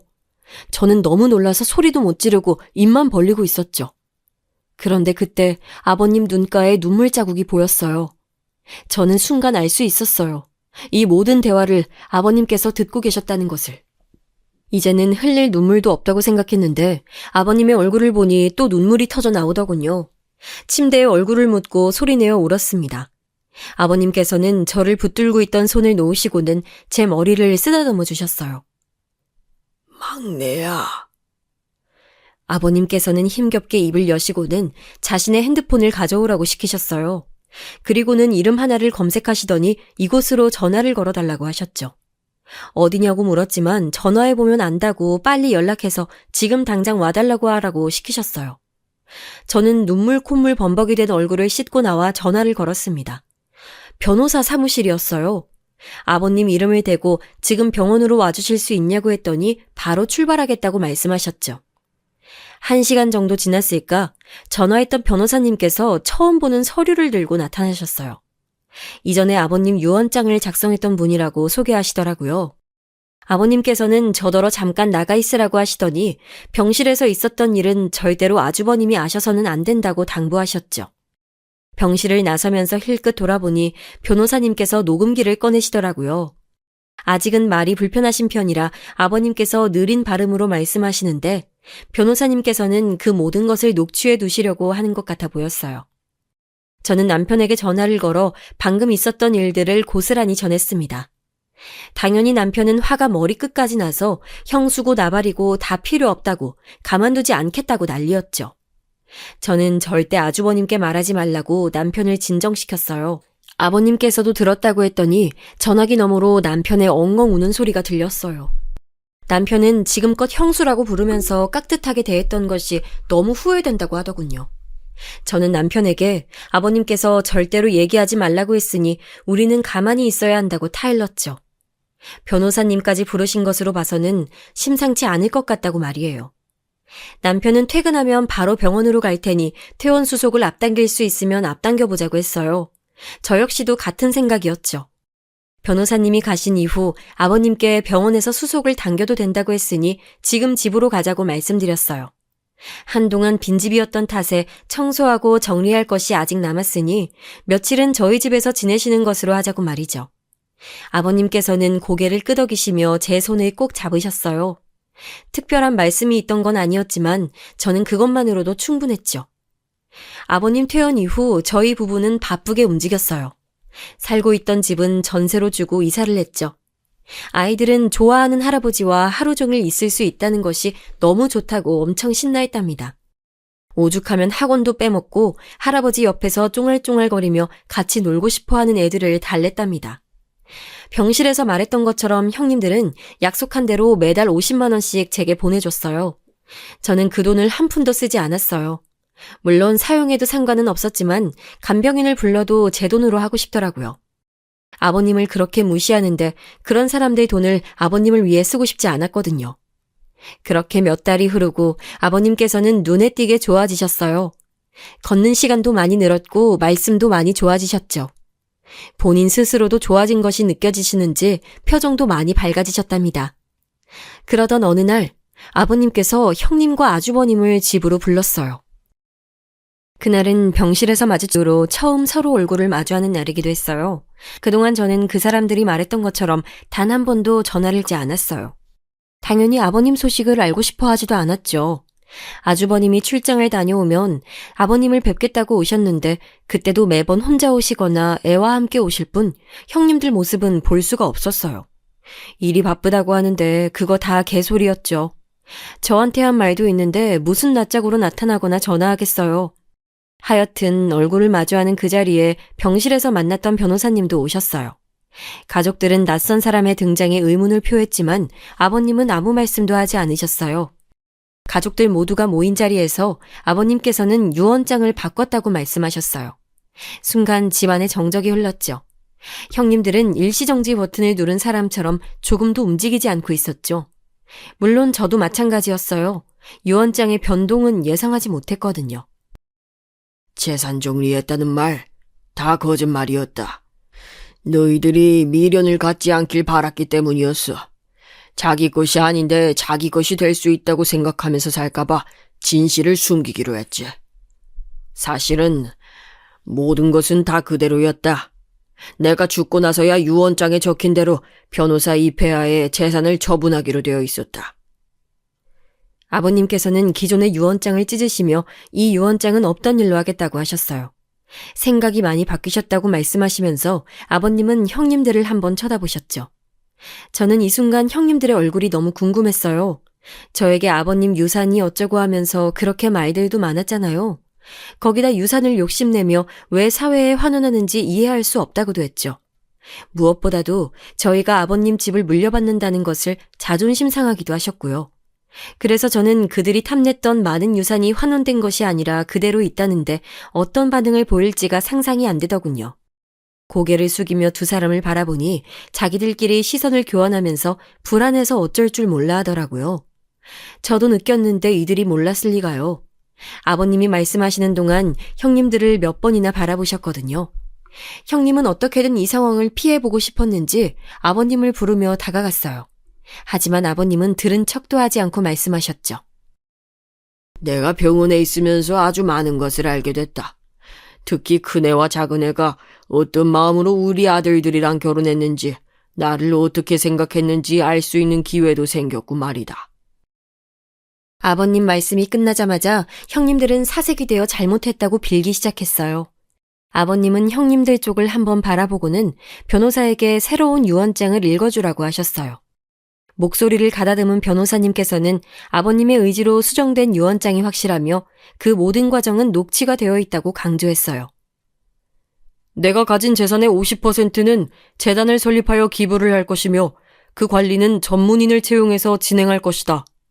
재산의 남은 50% 중에서 이 집을 제외한 모든 것은 막내 아들에게 물려준다. 다만 이 집은 막내 며느리에게 준다.